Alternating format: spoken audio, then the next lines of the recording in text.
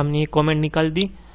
अब जो हमारा स्टेटमेंट है इको यहाँ पे डिस्प्ले करवाते हैं। रिफ्रेश कीजिए फिर से डेटा इनपुट कीजिए, कोई भी लैंग्वेजेस सिलेक्ट कीजिए, सेंड पे क्लिक कीजिए।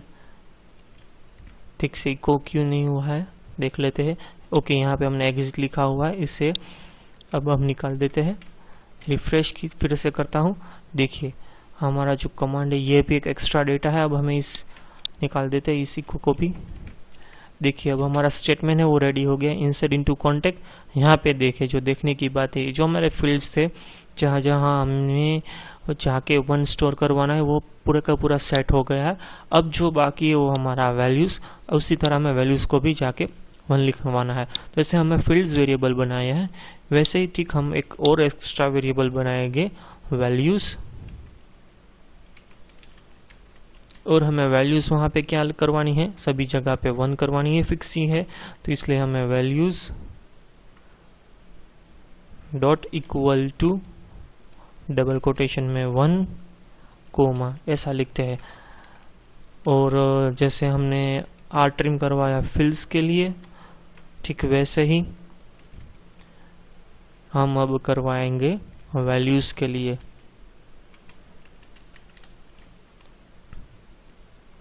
यहाँ पे भी हमारा हो जाएगा वैल्यूज, और ठीक वैसे ही जहाँ से हमने जेंडर के बाद जो कुछ भी था वो सब निकाल दिया, ठीक वैसे ही सब कुछ एक्स्ट्रा जो कंटेंट है वो निकाल के यहाँ पे हमें सिंगल कोट लिखवाना होगा, क्योंकि जो हमारी डेटा टाइप है वो वेर केयर है आगे पीछे दोनों में।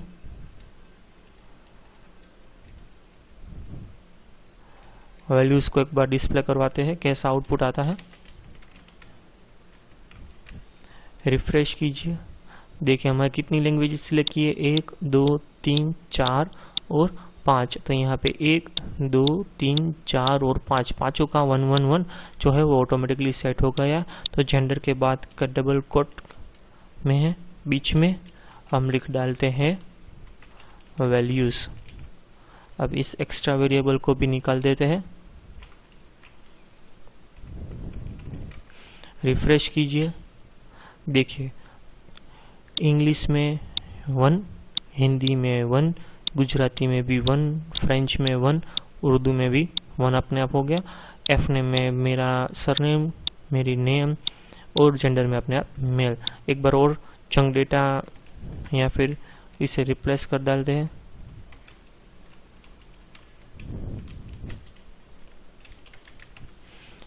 मेल, इंग्लिश, हिंदी, गुजराती और उर्दू। सेंड पे क्लिक कीजिए। देखिए 1 2 3 4 और यहाँ पे 1 2 3 4 अपने आप जो वैल्यू है वो सेट हो गई। अब जो हमारा रिमेनिंग पार्ट है उसे भी कमेंट में से निकाल देते हैं। सिर्फ रिफ्रेश करते हैं। यहाँ पे देखिए मैसेज आ गया रिकॉर्ड सेव्ड। यहाँ पे जाके ब्राउज पे क्लिक कीजिए। देखिए यहाँ पे इंग्लिश, हिंदी, गुजराती और आखिर में जो उर्दू है वहाँ पे आके ये 1 हो गया।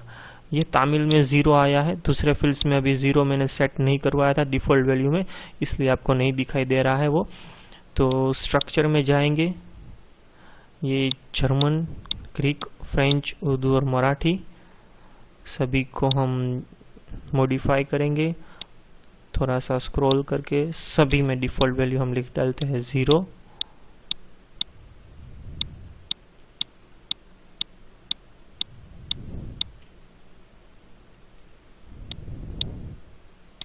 एक बार फिर से दूसरा कोई रिकॉर्ड डिस्प्ले करवाते हैं।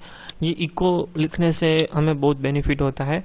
अगर हम टेस्टिंग कर रहे हैं तो हमें यहाँ पे पूरा भी जो कुछ भी स्ट्रिंग है आउटपुट में वो हमें दिखाई देगी। एक्चुअली क्या डेटा सेव होता है वो हमें दिखाई देता है। तो ये डिबगिंग के लिए बहुत हेल्पफुल होता है। अब हमें मालूम है रिकॉर्ड सेव ही हो रहा है, तो इस इको को हम निकाल देते हैं। एक बार फिर से कोई चंक डेटा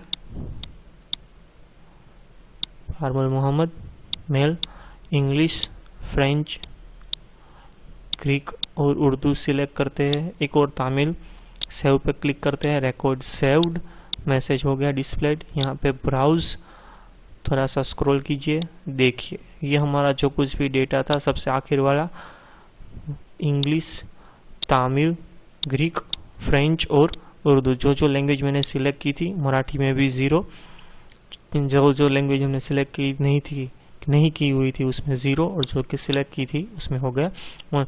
अब इस एग्जाम्पल की अगर हम आगे बात करें तो दिक्कत क्या है कि ये सिर्फ ह्यूमन लैंग्वेजेस की बात थी।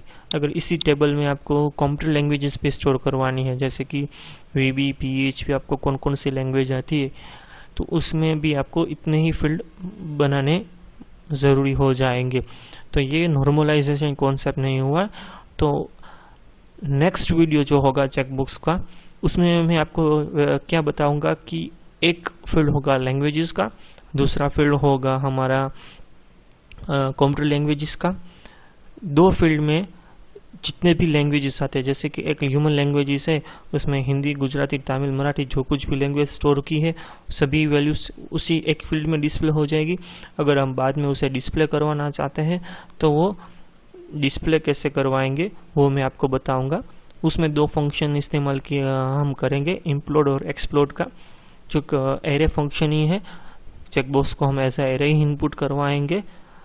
इस वीडियो में सिर्फ इतना ही। अगर मेरा वीडियो आपको पसंद आया है तो प्लीज़ इसे लाइक कीजिए, मेरे चैनल को सब्सक्राइब कीजिए। कोई भी अगर दिक्कत है तो आप मेरे साथ शेयर कर सकते हैं। जितनी हो सके उतनी जल्दी आपकी मैं क्वेरी को सॉल्व करने की कोशिश करूँगा।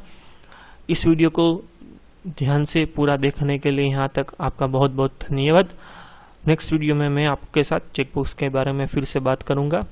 चेकबॉक्स को अगर आप PHP में कैसे इस्तेमाल करना है नहीं जानते, जैसे कि मैंने पहले वीडियो में चेकबॉक्स में बताया था कि जो बेसिक कॉन्सेप्ट है चेकबॉक्स को कैसे PHP में इस्तेमाल करते हैं, तो आप पहले देख लीजिए, फिर आगे के वीडियो देखना। धन्यवाद इस वीडियो के लिए।